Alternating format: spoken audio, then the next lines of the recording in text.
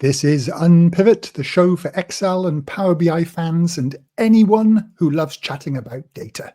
I'm Win Hopkins. I'm Mark Proctor. I'm Sue Bays. I'm Giles Mail. Welcome, everybody. Thanks for tuning in, folks, as well, who are listening.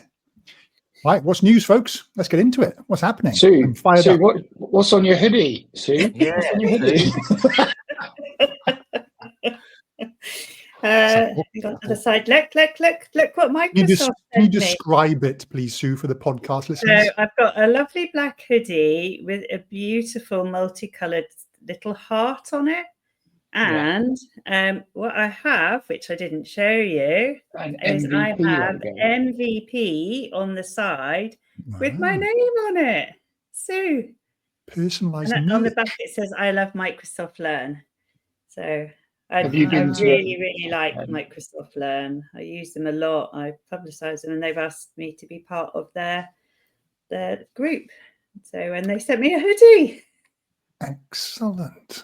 Which is lovely. And it's got my name on it. There's some good stuff on Microsoft Learn, actually. Oh, it's brilliant. They've done a good they've job. really, over the last few years, it's just upped its game. I'm always in it. So it's, if I'm searching for stuff. And now they've got you, so they've really upped their game. As well. I've got them. Whenever I'm searching for stuff, I often put in like Microsoft Learn in the actual search criteria as well to get some decent answers and things. Yeah, Microsoft used to be really poor at that kind of thing. It was just like, here's our software, da-da. Yeah. So I must admit, I'm aware, I've seen it, the odd thing, but I've never spent I've not spent a huge amount of time on Microsoft Learn, so maybe I might have to go and take a look. Yeah, it is. It's really, it's like Win said, the last few years, it's just brilliant. It's my first, ChatGPT with Microsoft Learn, but yeah. Good documentation, all that sort of stuff. Yeah, it's really good, especially for the new stuff I'm finding. Nice. So yeah. Very cool. My hoodie. Very fetching. Very and fetching. What other news then? What else is happening with folks? I've got like a maroon hoodie on. I've got a pinky maroon hoodie on that I bought from Fat Face. Oh yes. Not free, not from Microsoft. Just thought people might be interested in my clothing.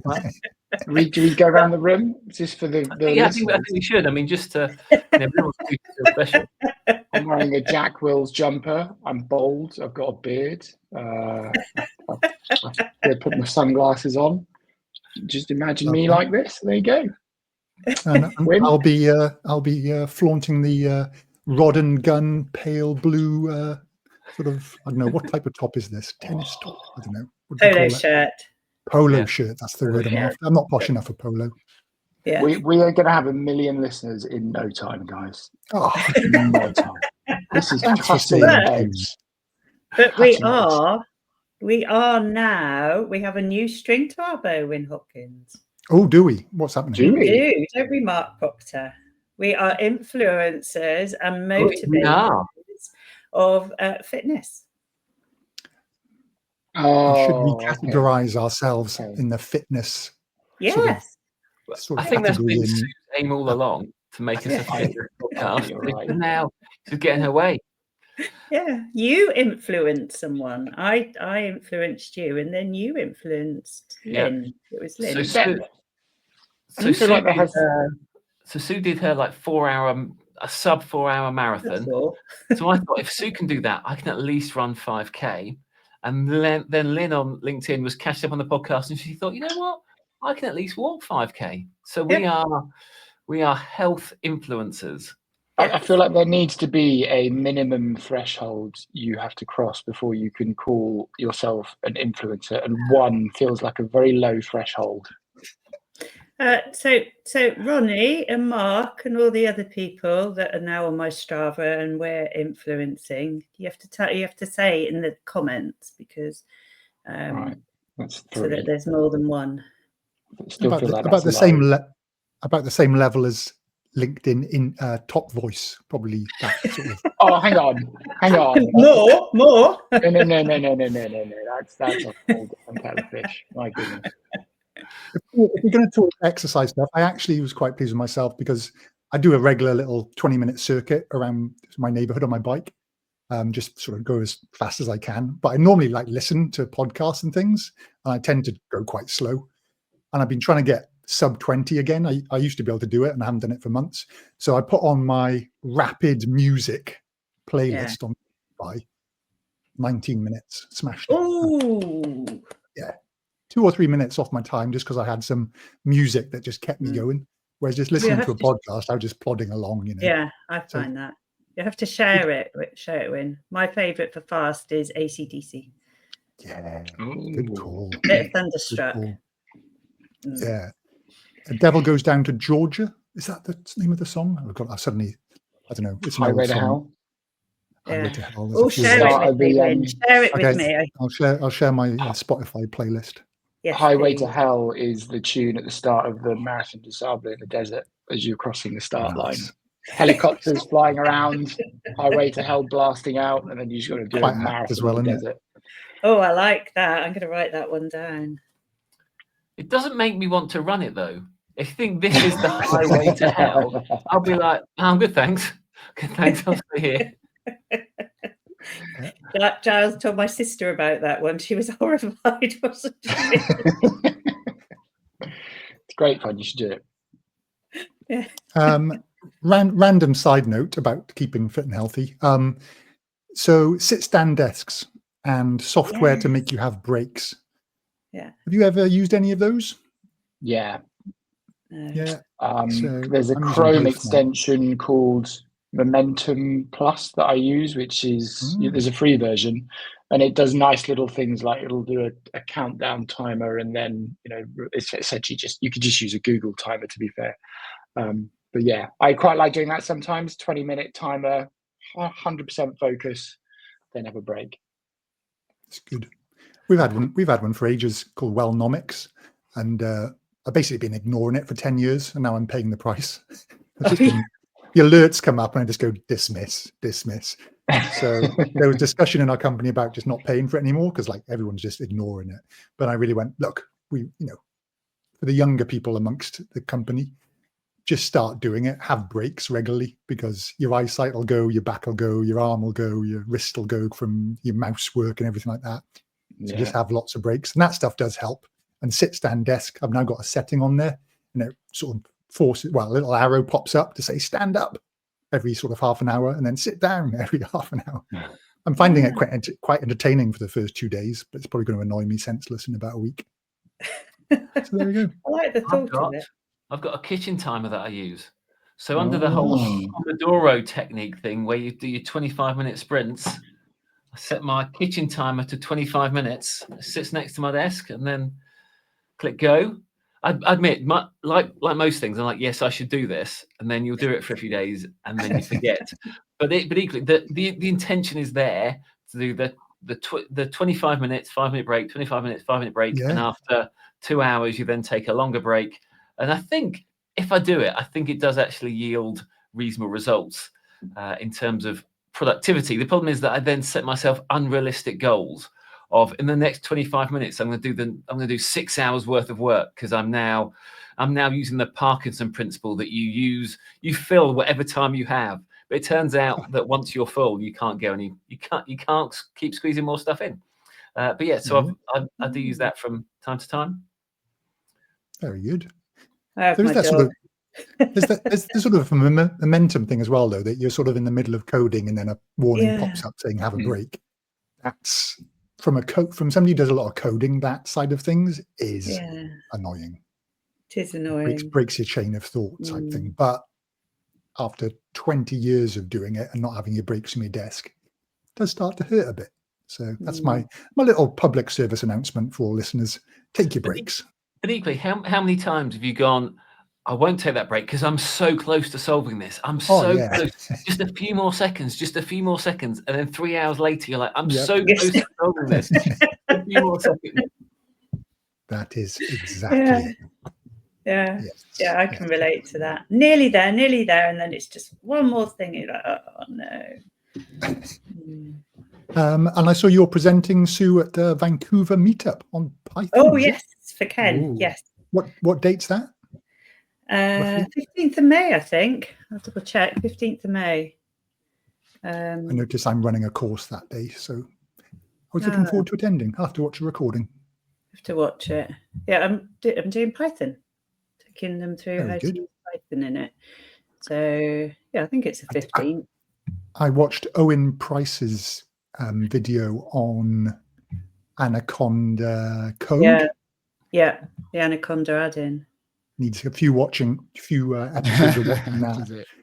Yeah, because like at the teaser is he sort of like just types a little what looks like a lambda into Excel, and then it populates like 17 charts all looking all whizzy and stuff. It's like one little formula does all that, but the level of setup in the background is just like, oh, there's a lot of steps here, especially if you're not already well into Python. Yeah, I wanted to watch that, but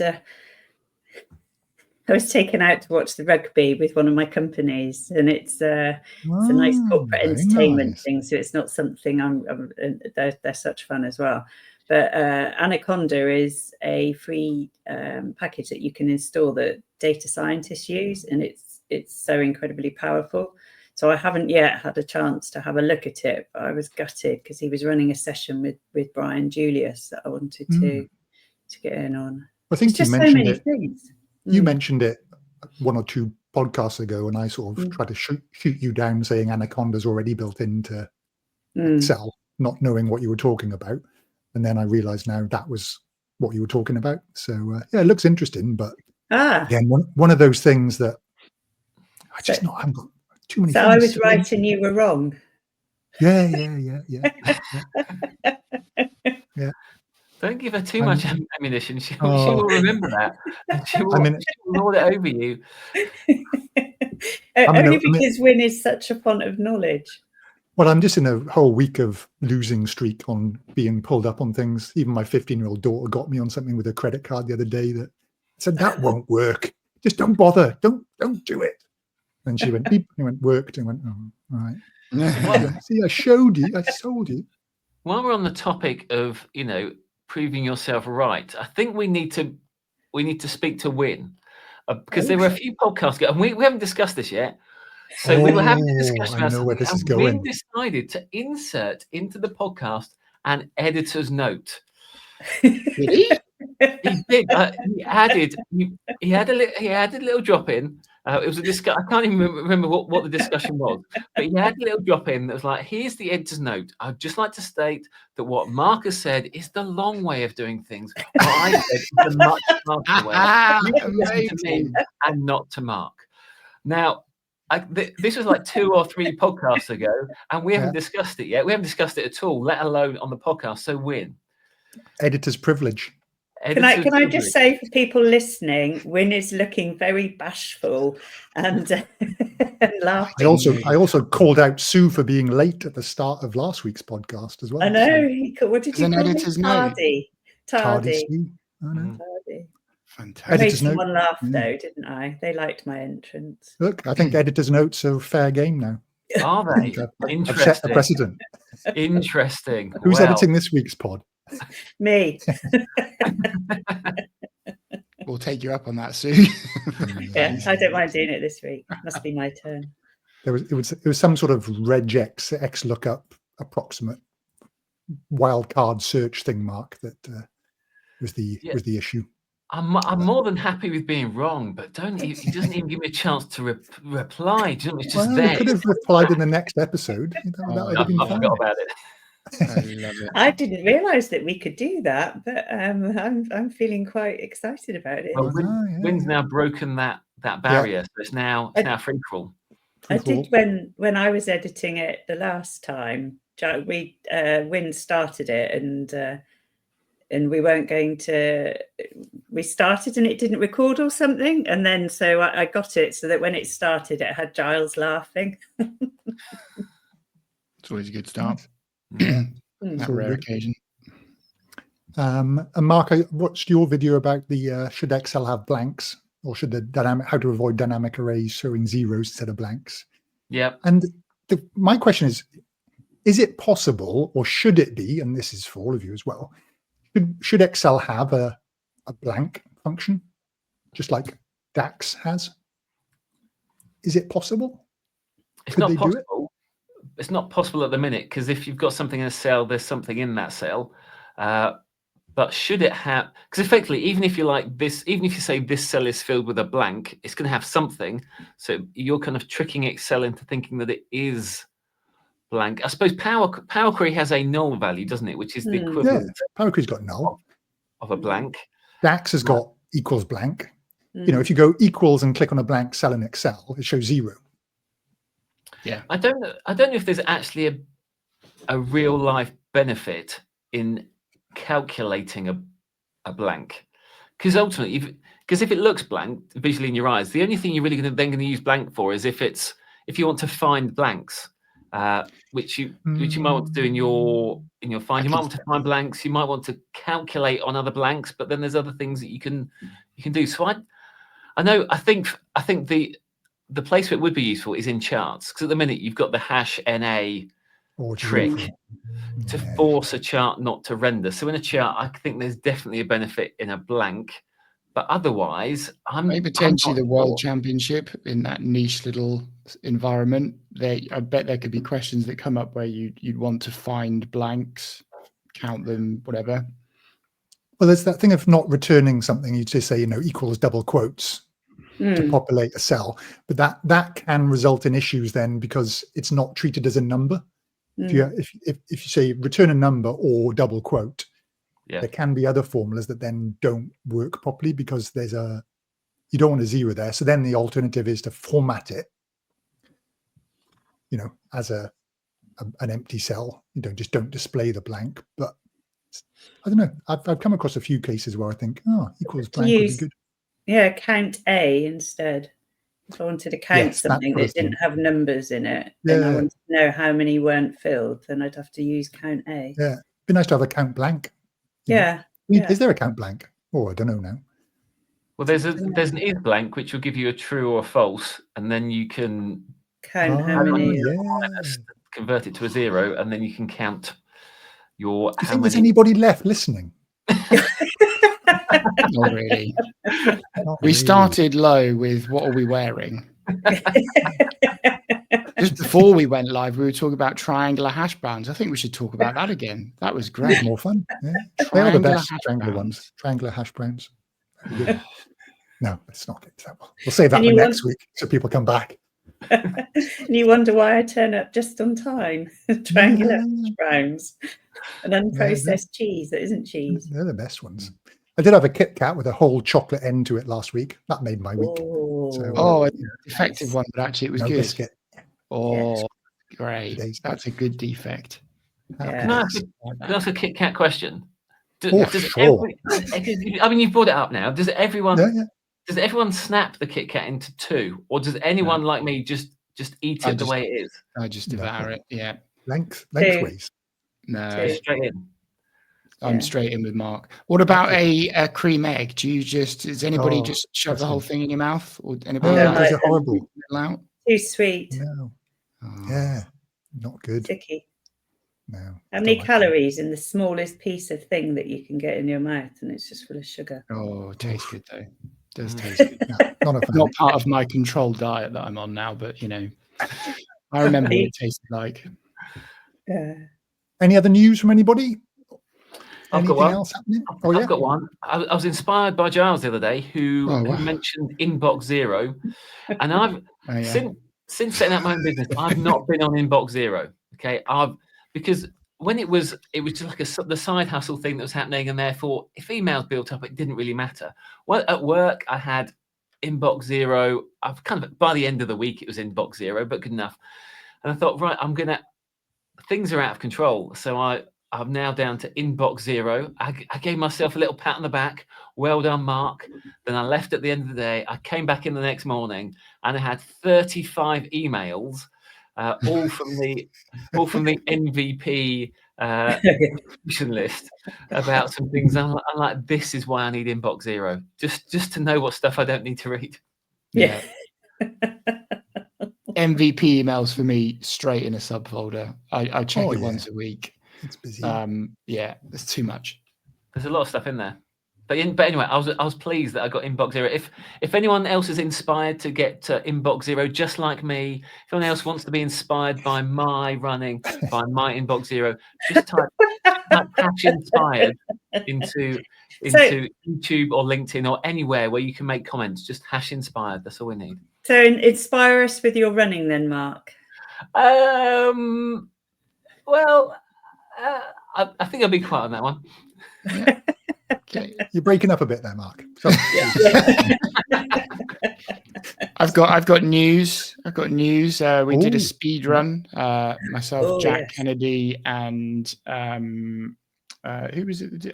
Eric. The three of us face off against Dim early on the XL battle a few weeks after the main challenge, and Dim absolutely destroyed us. Like, did the whole thing in 5 minutes. Like, we actually thought we'd done quite well between the three of us. We did the whole case in 12 minutes, and then he did it in 5.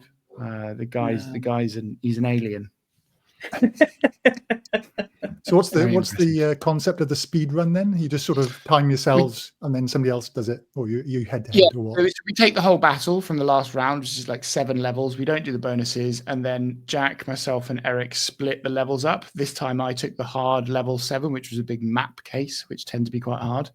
Okay. And collectively our time to do all the levels as fast as we could, having practiced it a lot, was 12 minutes. And Dim, for the first time, actually did some prep. So within an hour's train journey the day before, he built a bunch of stuff that meant he just did the whole thing in 5 minutes. And it was just one of him and 3 of you with Eric. Oh yeah, because there's a few people in this community that are just on a different level. So we're happy to just get beaten every time and see if we can close the gap a bit. Yeah. Maybe one day. Yeah. I was thinking about it. You will do this. I mean, if you think of what you've achieved running-wise, endurance-wise, when you put your mind to something, you'll do it. What do you think I'll do? Do you think I'll? Because if doing it is win the championship, there's no chance in hell. Oh, I don't think you'll win, but I think you'll get there. Thanks, Sue. You've just said Dim. I can say that. It would be like me going up against Paula Radcliffe. Yeah, exactly. So we'll see. I'd like to get to the finals on merit. That's always been my goal. But we'll see. I think you will. Thank you. And I noticed that I did 300 videos on YouTube as of yesterday, which is pretty cool. You've inspired me, Win Hopkins. Do videos? No, not quite. Oh. What to do? What's he inspired you for? GPTs. I've created my own GPT in ChatGPT to transfer the knowledge that I'm gaining from my conversations with ChatGPT into blog posts. Very good. Mm-hmm. They are good. I tried out Claude yesterday for the first time, which is good as well. Like? But it didn't seem you can. I didn't notice. I was paying for I wasn't paying. It was the free version, and didn't notice anywhere that you could create your own sort of stored GPTs. Yeah. But maybe you can. I'm not sure. And I went back. I've got a little to-do list, right, of things that I'll get to at some point. I used to do Microsoft To Do, so I've got work must. Private must, work sometimes, private sometime, whenever I get to it, sort of thing. Got this list. And a reading list as well. And there was a post from Brian Julius from ages ago from LinkedIn, from about 2 months ago. I went, I really need to read that. And it's about how to write DAX. And he's basically got a little script that you paste into DAX query view in Power BI. It then generates a single cell as a basically CSV cell, containing all the properties of your Power BI model in that one little cell. You copy that, paste it into a GPT, and I've got a DAX GPT, and say, what can you tell me about my model? And it basically lists everything, and you go, yeah, that's right. And then when you ask it to write a DAX formula for you, it's way more accurate. Brilliant, really good. I'll put a little link in the show notes. Yeah, really. He's some good stuff. Him and Greg. Oh gosh, Greg. No, talking about enterprise DNA. Oh my gosh, why have I forgotten? Sam McKay. Yeah, Sam McKay. They're really getting into the whole AI stuff as well. Huge. They're loving it. They're loving it. Brian's got a whole comparisons on the different models and the efficiency of it. It's super clever. I'll put some links to their stuff in the notes as well. But yeah, that's mad. All right, should we get into the main topic? No, not yet, Win. Not yet. Oh, sorry. You've got another piece of news, because somebody's released a Power BI course, haven't they, Win? Oh, yes. What do you mean? Oh, there you go. Just waiting for somebody to mention it. I set you up there. They're so disappointed. Beautiful. $5 for you. Yes, I do have a new little training course, Power BI course. So up and running. It's the one we've been running in person for 10 years. So finally got round to doing an online version of it. So brilliant. We'll see how that goes. They'll probably change the whole user interface on me next week just to annoy me. Yeah. That would be the way. It looks good. I had a look at it. Thanks, Sue. Yes, pbi.guru/training for anybody listening. Check it out. I was going to learn Power BI from the beginning. I'd go with you. Yeah, thanks, Sue. Well, it leads into our main topic then, if there's no other sort of questions or news. Question of the week.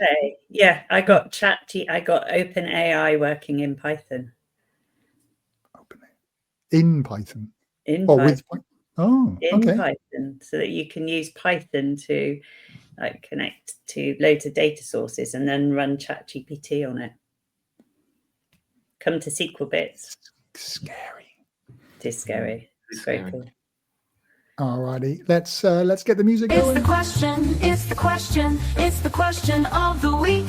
It's the question of the week. All right, the question of the week.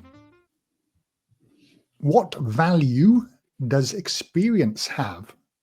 So this sort of topic came up the other day, just to set the scene for this, because a client asked me to do something to build a solution. This was actually an Excel solution. And the way they asked for it, I was like, oh, that's going to be quite tricky. There might be, going to be lots of VBA, lots of this stuff. It's going to be quite hard. And then within about a minute, I thought, actually, if we approached it a totally different way, they'll get exactly the same end result. It'll be way easier and take half the time to develop. And then I thought, I'm sort of shooting myself in the foot there, because if you'd asked me 10 years ago, I would have built it the long way. That would have been hard to maintain, involve lots of sort of steps if they ever needed to make a change in the future, and it would have taken me ages to build, versus it'll now take half the time to build and it'll be super simple if they ever need to update it in the future. And I suddenly went, there's a chunk of value in there, in that sort of experience that I just wouldn't have had, 10 years ago. So with that sort of scene setting in mind, what are people's thoughts? Who wants to go first? Anybody want to chip in? Can I chip in? Yeah. So I think you've partly just hit the nail on the head. Like part of the value of experience is actually knowing not the shortcuts, but how to keep it simple, how to think about the kind of best real world route to get to a solution. And I think we see this quite a lot with the groups that we train now, that you get lots of very young men and women that are at the start of their career. Maybe they've just left uni. Technically, they just pick up the skills brilliantly. But I think you have to get those years of kind of experience on the front line as such, kind of learning how you maneuver really tricky challenges in a real life project. So I think the positive side of it is exactly what you just said. Like, you can step back and take that bird's eye view and have the ability to make the judgment call to go, all right, these are the routes we could take, and based on my experience, that's the one that is probably going to be best for us. And the one kind of layer I would add to that, which I know I put in my email to the three of you before when we were discussing this, was I see this blind spot with quite a lot of real technical experts, especially in the world of like let and lambda and quite, for me, complex stuff, where people get so blinkered on technically this is the most sophisticated solution.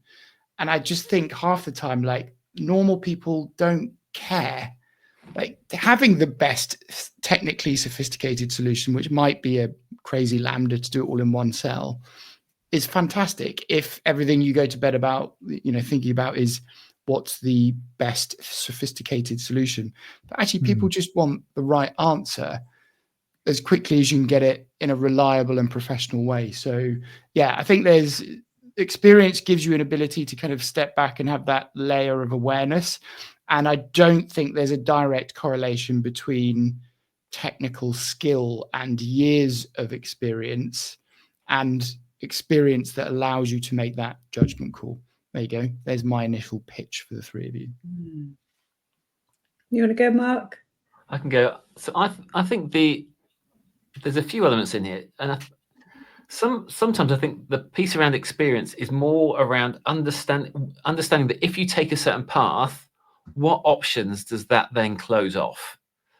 Because if you've got, before you build something, design something, whatever you're going to do, you've got an unlimited number of options. As soon as you say we're gonna go down this path, it then reduces down what options you've got going forwards. And each decision you make closes more and more options until you're ultimately just left with whatever your solution is. Now, I think in expert, the more you become an expert, the more you understand what those paths are and how you can leave things open for as long as possible. Or even you take a certain path, someone goes, actually, I haven't got 10,000 rows of data. I've now got 1 million rows of data. You'd be like, well, that changes everything, right? But if you've built your solution in the right way, you don't have to go all the way back to the start, because as you've built, you've kept your options open. And therefore, yeah, you might have to step back a few stages, but then you can then fork off in a different direction. You said fork off, yeah? I wondered if you were going to say that. Come on, it's just too easy. I said that, and I was like, no one picked it up. I can't believe I got away with that. You can head off on a different path. There we go. Lovely. So and part of that, I think, as well, is having the experience to ask about, is there a possibility that the data will grow to 1 million rows? Yeah. Okay. Because somebody will just say, yeah, we've got 10,000 records. And if you haven't been bitten by that before, if it's never caught up with you and you caught you out and you've then gone, oh, if I'd have known at the start. So having that experience and going, right, will it possibly? And they go, nah, no, great. But if they go, maybe, and that's, again, part of that, isn't it, really? So not only just sort of preempting it, but asking the questions. Yeah, and you have to ask those questions and be prepared that whatever somebody says to you might not be the truth. Because you can say, you're going to load all of these spreadsheets into Power Query. Are the sheets all laid out exactly the same? Yes, they say, and nod their head. And you open it up, you go, no, not in the slightest. But they believe they are, so you have to be prepared for them to have told you something that's not entirely true. So I think expertise is keeping your options open in terms of what path you take, so you can then decide what you then do. And I think plugging into that, there's an element of because I find that often people want to get the most optimal solution for that specific scenario. Here's my example on a YouTube video or something. Here's the optimal way for this scenario. But equally, in your mind, but that optimal way for that exact scenario isn't anyone's real life use case. There are steps before and there are steps afterwards.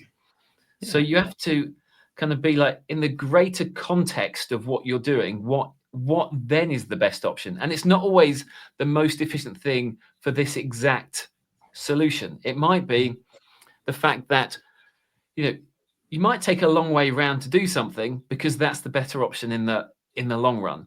And so I think there is definitely an element of being able to see through that and creating frameworks and methods that are like, I know this isn't the most efficient, but I know that this will give me the most options going forwards. I know that I can repeat this over and over again in different scenarios.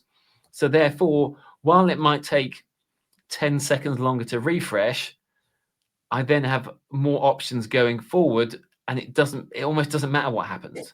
So you're always kind of weighing off the short-term gain and the long-term gain, and it's only really expertise that gives you the view as to what those things are and which things you should sacrifice when. Yeah. I would say for me, experience is, yes, technically I gain experience because you're working with lots of different people. So things that you've done in one place, you're able to bring into other places and learn as you move forward. But I would say the biggest thing experience-wise that I found is people, the ability to manage people and the relationships and understanding, sort of similar to your point, Mark, that rather than trying to force the best technical issue, it's the best solution for them and the way that they work and for their organization, and understanding as well that people are almost as challenging as the data. So, everything's the same. It's all on a spreadsheet. It's all the same. I'm an expert in Excel and everything, and they have to manage people as well as the tech. And I think that does come with experience. Can I just throw one other thing in? Because we're essentially talking about, helping companies or teams, I'm guessing, build things usually.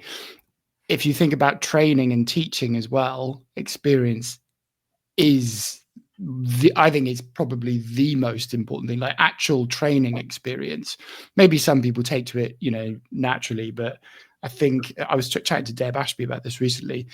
Having the skills to deal with a class in person or virtually full of people, and to know how to navigate that and read the room and see where some people might be struggling and tweak your approach to things. That's a skill that you have to build experience in. No matter how technically good you are, training people is a very, very different beast. Two different beasts. It's also sort of simplifying your explanations, knowing something good enough to also be able to just really, dumb it down, to use a simple phrase. Because if you will find that people who don't understand something can't explain it very well. So that's one end of the scale.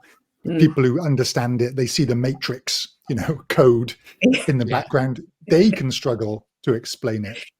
Completely. And that's exactly there's not necessarily. I remember going to a course that Marco Russo did many years ago, and this was when they started doing their training, and they're just like, geniuses, but there was their early days of training.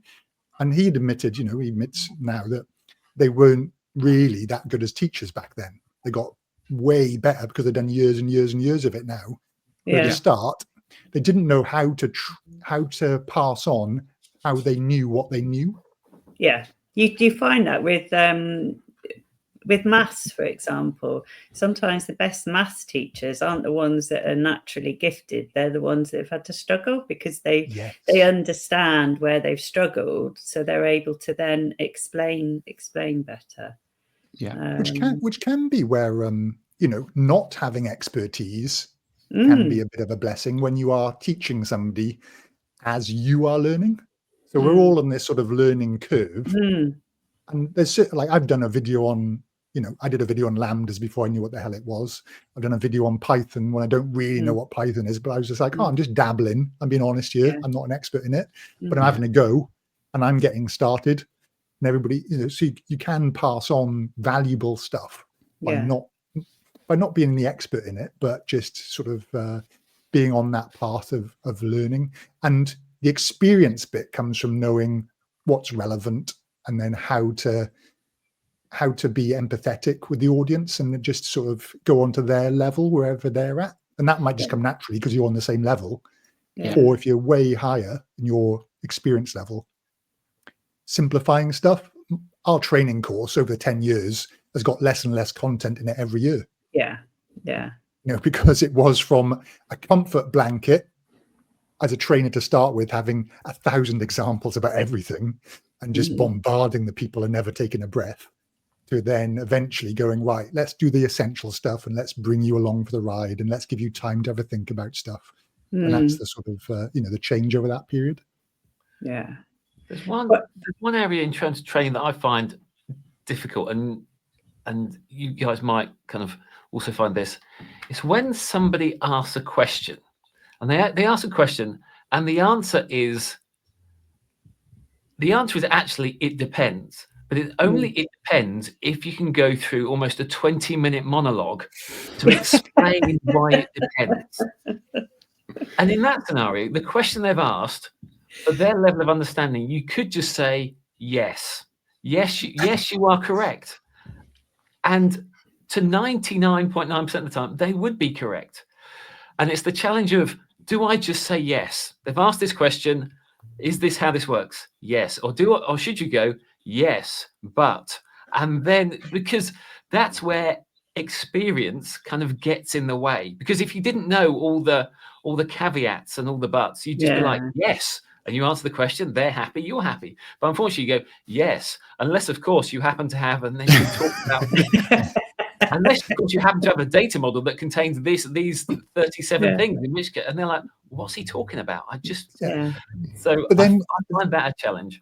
Your experience is then kicking in to say, don't stand here talking for 20 minutes because you're not going to add any value to them, because even if they do listen, they're not going to remember any of what you tell them. So, it is, I often go, most of the time, but there are, caveats, or it's like, that is really hard and we just haven't got time to cover it now. There's that sort of thing, because it comes up all the time. People, your training course material is one thing, or you're showing somebody something and they go, but my data is a bit like this. And you go, oh, that's nasty. That's like and part of you wants to go, tell me more. Let's work out how we can do this. And then it's exciting. But I used to catch myself all the time just starting to go off down a tangent and then go, no, let's stay focused. Stop it now. We'll get on with the course. I'll come back to it later if we've got time, that sort of thing, which I never do. But it's an interesting one. There's some interesting sort of studies and stuff as well. I did a little bit of research because I heard something on a podcast talking about how teachers, like the brain gets better at sort of communicating and empathizing with people as you get older. So you become a better, more patient teacher as you get older, with more experience, with more scenarios to draw on to explain things to people who don't get it that way. But if you explain it this way, they do. Whereas when you're younger, you're much better at picking up concepts and learning new things and absorbing new facts. Like the younger guys and girls, guys in the pejorative, they just learn stuff so much quicker than me. I'm just like, what, you know that already? And they're like, we're doing this now, and we're doing that, all the fabric stuff and things. I'm just like, oh my God. But explaining some of the stuff to other people, I think I'm sort of peaking at this point. I think as well, the thing I always say to people is, if you don't understand, that's not you, that's me. I haven't explained it clearly enough so that you can really that's a good point. Create a safe learning environment because sometimes people look and you think, if you're not getting it, that's my fault because I haven't explained it. But I do think you're right. I do think I've got kinder and more empathetic as I've aged as a trainer or lecturer or whatever, but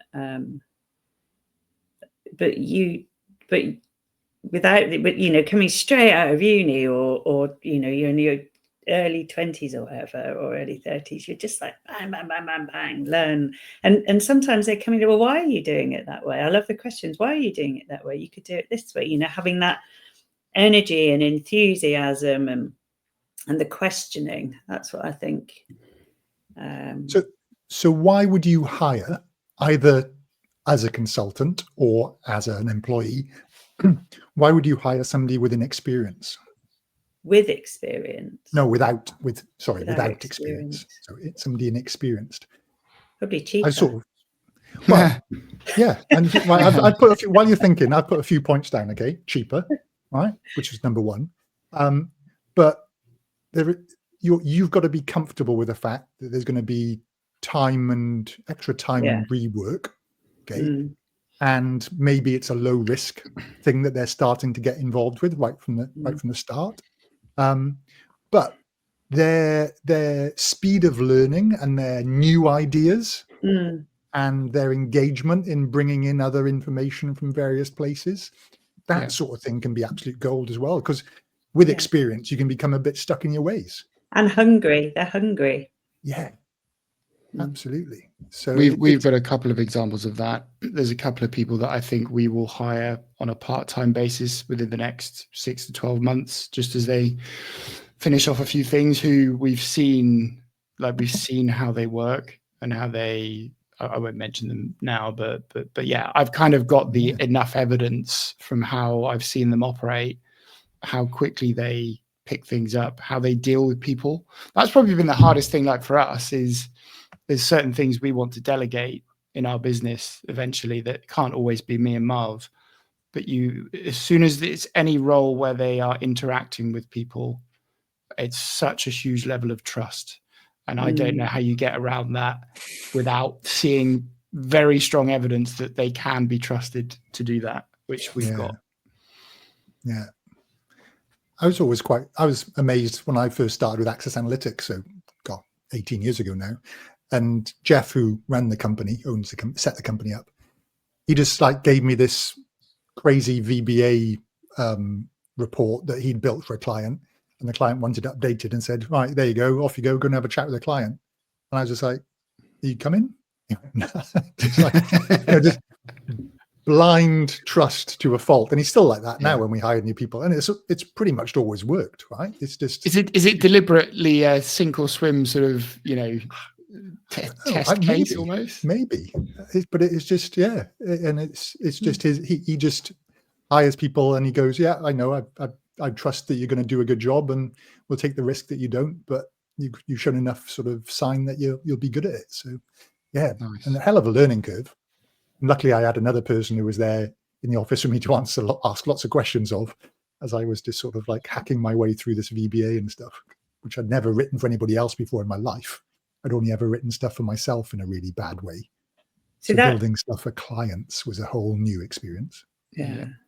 That leads into another question with the way we work now, because the same as you, when I first started, being in an office with someone that was on hand to ask the questions was so incredibly valuable, and being part of a team and, lunch breaks at the coffee machines or whatever, and you could share knowledge and ask questions. Whereas with virtual working, I mean, I'm a great fan of virtual working and, can make relationships online, but I don't know how easy it would be if you're asking for help all the time. But I've not experienced that. But I do remember starting work, and work was quite heavy in your social as well as your learning environment. Yeah. I've given that some thought in, over the years as well, because we're pretty remote these days. We're trying to get back in the office a little bit. And I think, oh God, how are people going to learn now? Because when I learned everything from the person I sat next to and looked over their shoulder and said, what are you doing? And all this. Yeah. And then I have to step back and go, hold on, I didn't have YouTube and I didn't have ChatGPT and I didn't have. Yeah. So I've got a world of experts to access now. Yeah. I'm not sure it's as good as looking over somebody's shoulder doing the specific job you need, like a mentor on hand to talk you through stuff. But it's a different, that purely learning point of view, it is a different world we're in now. So I'm not so sure it's the big negative, but I still think you would learn more if you're in the office next to people asking them questions. Probably more domain specific, maybe. Yeah. Yes. What's going on in the business, right? Which is invaluable. If you're an accountant or an analyst or something like that within a company, not hearing those conversations going on around you about what's going on, what's the latest marketing spend, what's the latest issues with the customers. And you see some data you're just looking at numbers if you haven't been part of those conversations. So having that experience of, being exposed to all those different people, and as you said about dealing with people as well as the challenge. Yeah, it's going to be tricky for people, I think, going forward. Well, that bit you can't learn from ChatGPT, can you? No. We talked about the difference between the technical skill and then the people part. Technical skill, I mean, arguably, we're not far off the stage where you've got a better at your fingertips resource than any person you could be sat next to, but it doesn't help you with the people part at all. Yeah. And sort of speaking of the AI type stuff, that was the other big eye opener for me the other day. Was I had to think about writing some VBA, which I hadn't written for ages. And I used ChatGPT, and it basically did about 4 hours work for me in 15 minutes.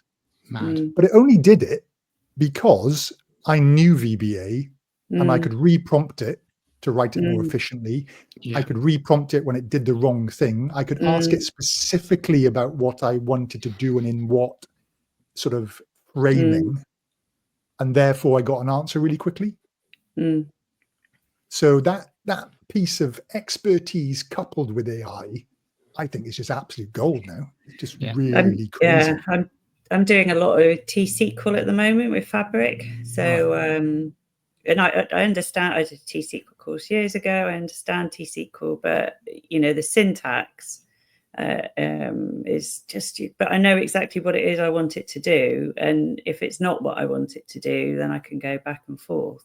But like you, it just saves so much time. Yeah, it's brilliant. I think I've said before on the podcast, or if not somewhere else, but I think with AI, there's two groups of people it helps. The people who know nothing, who want to do something really simple, and those who are experts who want to use it for something because they know what's right and what's wrong. It's the dangerous middle ground where it's people have that phrase, enough knowledge to be dangerous. Unfortunately, they don't have enough knowledge, but they're still being dangerous with it, and they don't know what's advanced and what's not. And we talked about, or at least I mentioned about how you open up onto different paths. Well, as soon as you ask a question, you're closing down that path instantly, which if you're asking AI, if you're asking anyone questions, you don't know what that is. So I think there's a really dangerous middle ground where you think you have expertise, but actually you don't have sufficient expertise. And that potentially just creates this house of cards in terms of AI, because you don't actually understand. If you can't do it yourself, then getting an answer from AI is just a real problem. And thinking back, I've just made some notes here. One thing that Sue said earlier about when you train somebody, and actually if you say, if they don't understand it, you say that's on me, not you. But equally, there is the thing around, you have these resources on YouTube or AI or elsewhere, and because that's just pushed out to a generic audience. Here you go. Here's my video. And people comment, they might comment on this video, oh, it's too hard, or you didn't explain this in enough detail, you didn't explain that in enough detail. And the problem is, it's like, well, if you don't understand that piece in enough detail, then maybe this video isn't for you. Because, if, I've done some reasonably technical videos recently, and someone commented, oh, you haven't given enough information about the let function. And I'm like, well, this video isn't about the let function. I'm using the let function, but this video isn't about the let function. So it's kind of like, this video isn't for you. You need to go off, understand what the let function is, and then come back and see how it applies in the scenario. But because it's just out there, it's there for anyone to view, and everyone thinks, oh, this is a video, it must be for me. When actually, if it's quite a technical video, it might not be for you. You might have to go back and do a whole load of basic stuff. So the context of, I haven't explained it well enough, that's true in an in-person context. Yes. Where the person is in the right course. Right? If somebody turns up to Wynn's advanced DAX course, which is obviously going to come next, if somebody turns up to Wynn's advanced DAX course, but they've never even written a formula or a function in their life, and they don't really know how Power Pivot or DAX or Power Pivot or Power BI works, it doesn't matter how well he explains it, they're in the wrong place. So I think there's an element around training and expertise that sometimes actually people are in the wrong place. And in terms of expertise or training, you have to kind of say to the person, you're in the wrong place, which is difficult when someone's paid to be on a course and you're like, you're not the right person to be here. You need to try and get a refund, but you have to say that in a nice way. But I'd like it when you put your parameters at the start. This is for you if you've done this. So if like in Wynn's course, it's an advanced DAX course for those people that have used DAX and are fairly comfortable but want to go into more advanced functions, then if you turn up and you haven't written DAX, then the issue is people do overestimate themselves. And I would say like 60% of the time I've run an advanced DAX course, which I have got, not online yet, but coming soon. I would say 60% of the time I've gone back to my basic Power BI course, because either they did the Power BI course and they forgot it all because they didn't touch Power BI for a year. And they go, well, we've done that course, so we just want to do the next level, even though they haven't used Power BI for a year, so they've forgotten it all. So that's a really common one. Or I've been really explicit about, okay, how are you using Power BI? What are people building? Oh yeah, we want the advanced Power Query, advanced DAX course. Great, rock up, go, right. So what sort of things are you building in Power BI? Not really used it that much. It's just like, oh, right. Chuck out the old manual, print off the new one. Yeah. Let's do the basics course again. It's like really rare that I actually come across anybody who's ready for the advanced DAX course. It's a real small pyramid of people at the top. And most people think they're there, but they're not. And that is not even the advanced course, right? It's not like a SQL BI advanced course. It's an intermediate. Optimizing that. We teach VAR and how calculate works and a few other things. So it's not super techy. We have that with like the AFM course for financial modeling, where you forget sometimes how few people know the higher levels that you get to, because it's called advanced financial modeling, but it's the first level of FMI's 3-stage program. Right. But actually, for most people, it's even the fundamentals are pretty tough actually to get your head around. So yeah, I'm agreeing. I think in lots of areas the pyramid gets quite narrow quite quickly, doesn't it? Yeah. You forget as well with experience. You forget how much you know. Yeah, you just really take for granted all the base learning that you've had reinforced over 10, 20 years, and 100%. Appreciating that. I quite like going on courses now and again that I don't know anything about, because it just reminds me, it sort of keeps me humble. It's like, it's just tiring. Oh God, this is Anna. What did he do there? And why did he know how to click that button? And why has she done that? And I went on I put myself through a real estate financial modeling course. I'm going to follow up with Natalie Bayfield, who's like one of the top people in the world.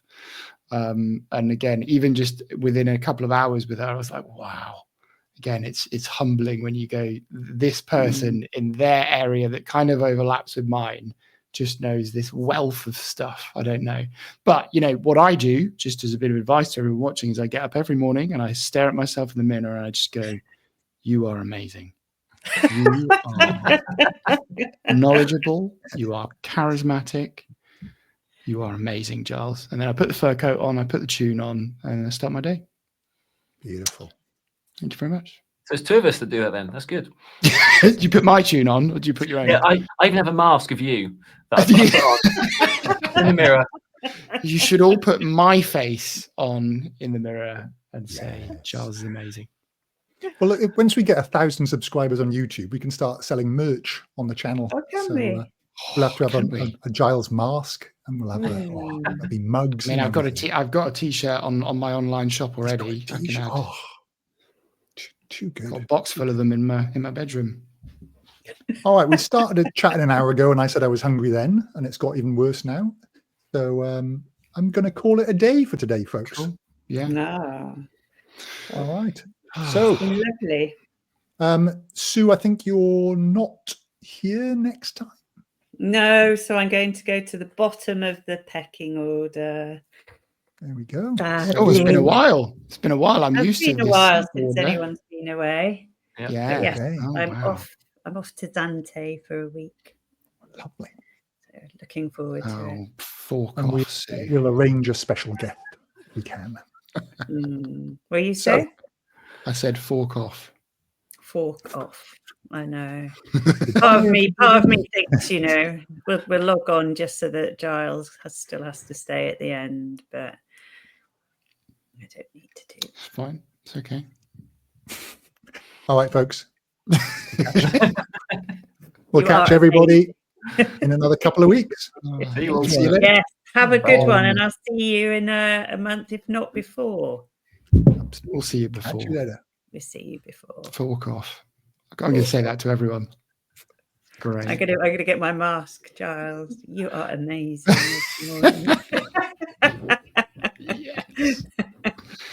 We're still recording.